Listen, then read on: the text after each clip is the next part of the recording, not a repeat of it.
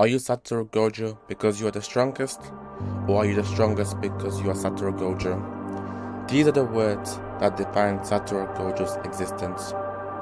Throughout the story, Gojo's character is one which is known for their strength, and this is shown by both his allies and his enemies. He is feared by the villains to the extent that most went into hiding just from the idea of potentially facing him as a kid, and those who carried on used whatever means available to avoid contact with him, with this consistently being shown by the creation of specific barriers for an encounter against Gojo, whether it was the barrier to prevent him coming in during the Kyoto Goodwill arc, or the barrier that only allowed him in the Shibuya incident. Even his own allies, his students, and every Jujutsu sorcerer revere him. When every student was asked what they thought of Gojo, they all replied, the strongest. As the pinnacle of the Jujutsu world, even the higher-ups are powerless against Gojo. When Yuta was wanted for execution, due to Gojo's intervention, the decision was overturned. When the order for Itadori's execution was made, once again, because of Gojo, that was prevented. Even Megami's existence is protected by him. Had it not been for Gojo, the Zenin clan would have taken him and most likely used him as a tool for their own self-serving agenda of preserving and growing the family name, recognition and power. But here lies the tragedy with Gojo, because no matter how physically strong he is and all he has done, Gojo doesn't actually achieve anything.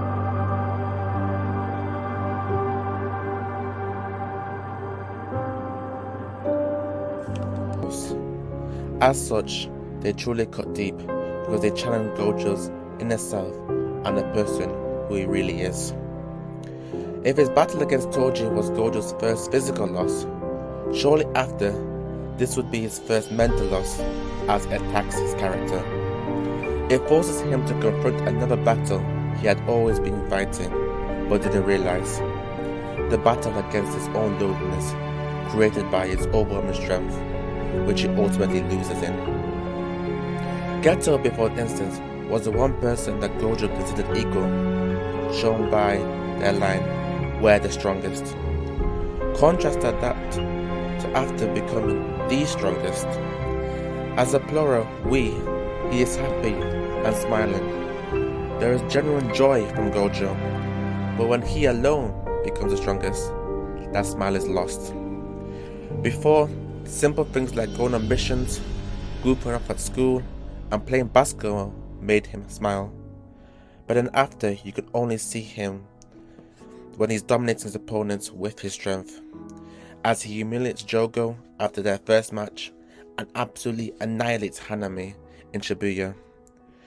Before, everything outside of strength made him happy. Then after, he could only find joy in said strength. This is what leads me to describe Gojo as strong enough to have it all, too weak to take it.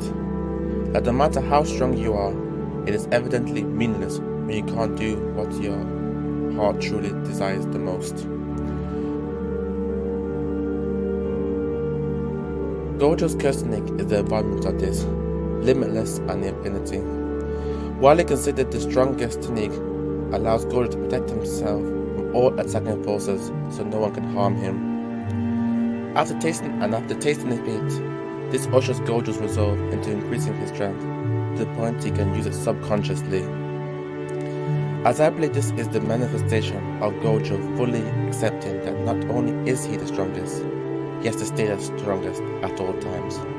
Because if he isn't the strongest, then his existence means nothing.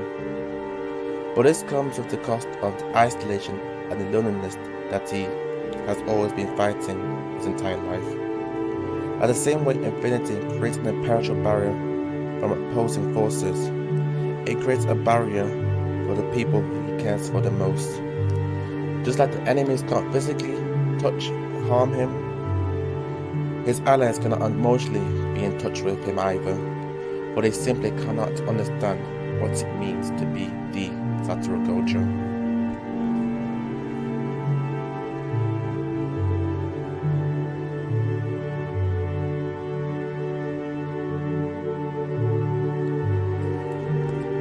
So now let's dissect this line. Strong enough to have it all. Like, don't get me wrong, Gojo's strength is a great thing, and the entire world benefits from his existence, with the very balance of the Jujutsu world being tipped towards good due to his existence. And without Gojo, life would be significantly worse for both sorcerers and non-sorcerers alike.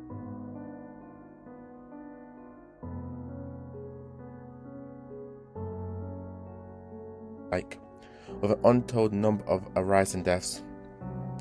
Being a special grade sorcerer, Gojo's strength is considered at the bare minimum equal to the military. As such, Gojo is sent alone on many missions, as most threats he can manage effortlessly and single-handedly. He is also naturally skilled at all levels, whether combat or not. Gojo having the sixth sense gives him incredible analytical and perception skills, which comprise him being a very quick learner at most things. He is proficient at curse techniques, a master of reverse curse technique, in addition to being able to use domain expansion multiple times in a day, making him the pinnacle of strength. Outside combat, Gojo is also very smart, great at sports, as well as popular with the girls.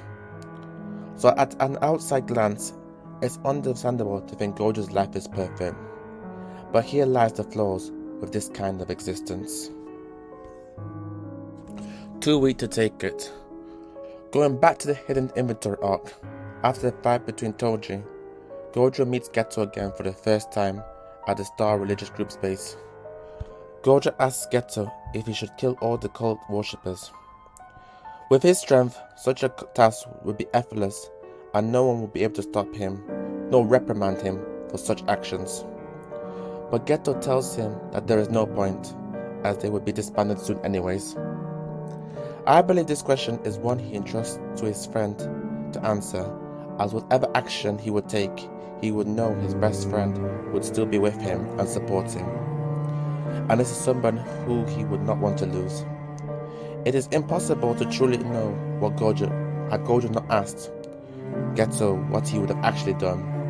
But if I was to choose, it would have been to kill all of them. As at this point in his character, Gojo did not believe it's a sorcerer's duty to protect the weak. But this here shows the mental blocks Gojo has, which prevents him from doing what he intrinsically may want to do. But if it means preserving his friendship, it is more sacrifice to make.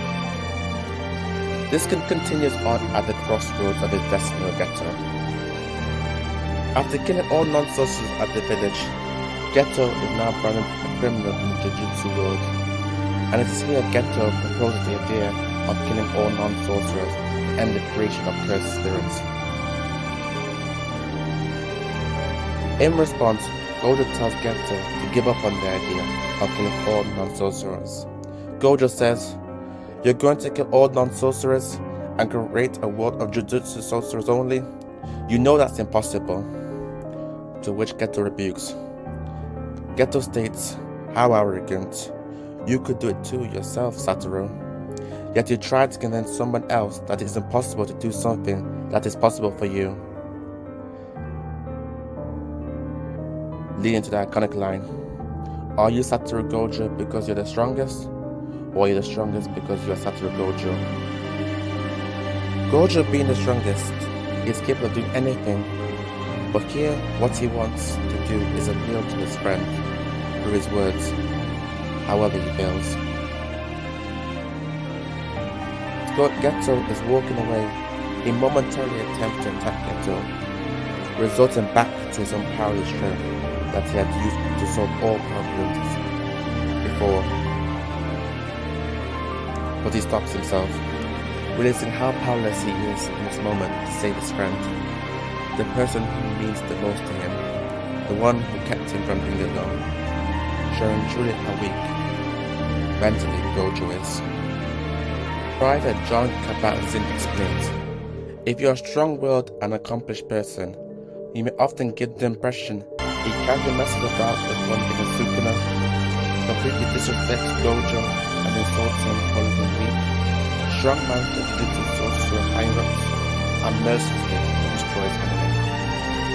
But this naturally masks his inner pain, because despite being with people, he still feels alone. His strength is what defines him, and to break the image of himself would be character assassination. He would be nothing. This creates a pressure for Gojo to always be unfazed, unmatched and invincible, never being able to ask or rely for help from anyone. This only further creates a barrier from him and everyone else.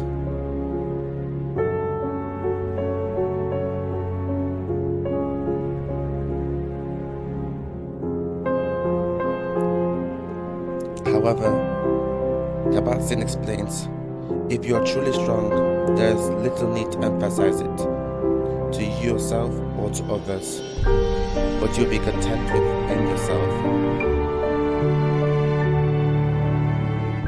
Throughout the story, Gojo readily displays his strength, to which is to hide his deep insecurities and his loneliness.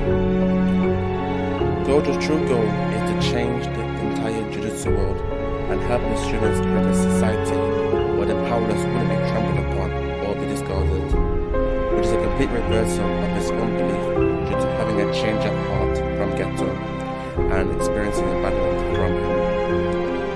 Gojo recognizes that the Jujutsu world is rotten to the core and he wants to change this.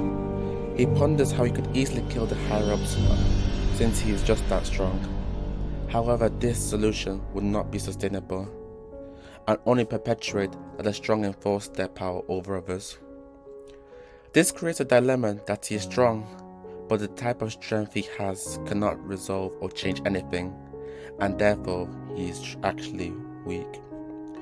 This represents the idea that he is strong enough to have it all, but too weak to take it, as it simply would not last. And that is why Gojo decided to change the system from within. He decides to raise the next generation and to change the Jujutsu order from within. He seeks to foster a generation of sorcerers that one day hopes he can equal him. But inwardly, I don't believe Gojo believes this is to be possible. So he puts on a mask that he's trying to achieve a goal that he can never reach. Manga spoilers ahead, so if you're not caught up, thank you for listening. Please skip to the intro. But all is not lost, as Kabat-Zinn provides a solution. Instead of emphasizing your strength, the best take another track entirely and direct your attention to where you fear most to look. You can do this simply by allowing yourself to feel, even to cry, to not have opinions about everything, to not appear invincible, or unfeeling to others, but instead be in touch with and appropriately open about your feelings.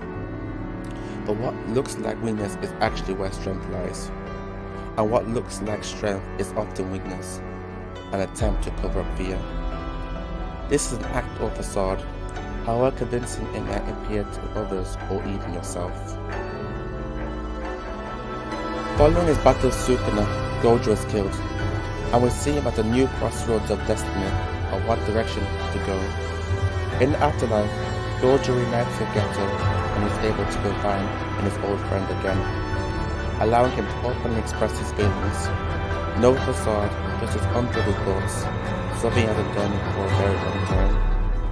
He reflects on his uncertainty if he was ever able to reach Sukuna's level and actually be able to beat him. Albeit a simple question, I believe this is a massive for Gojo's character. For the first time in his life, he outwardly expresses doubt in his strength, something he had always had unmatched pride in and was his identity. But instead of being sad or dejected or regretful, it appears Gojo feels relief, almost like a weight had finally been taken off him. He accepts his weakness. Following this conversation, Gojo is then given a decision to make on the direction he should go. He is then proposed to either go north and become something new, or go south and return to what he once was.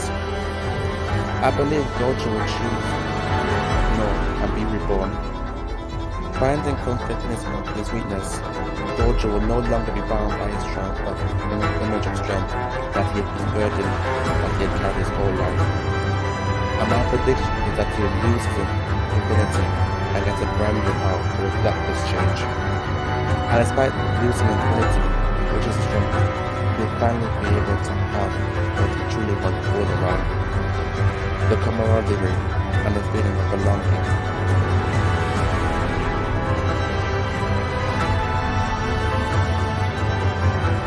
And finally realizing the claim of the coming of future generation. One that is not solely dependent on a single person, but a unit which collectively pushes for a brighter future. If you've made it to the end, thank you for listening. This is my first YouTube channel and I hope you enjoyed.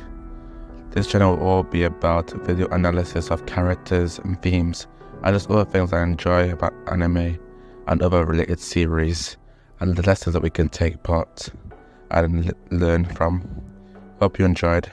Hit the like, follow and subscribe button and comment below any characters you'd like me to discuss in the future. Thank you.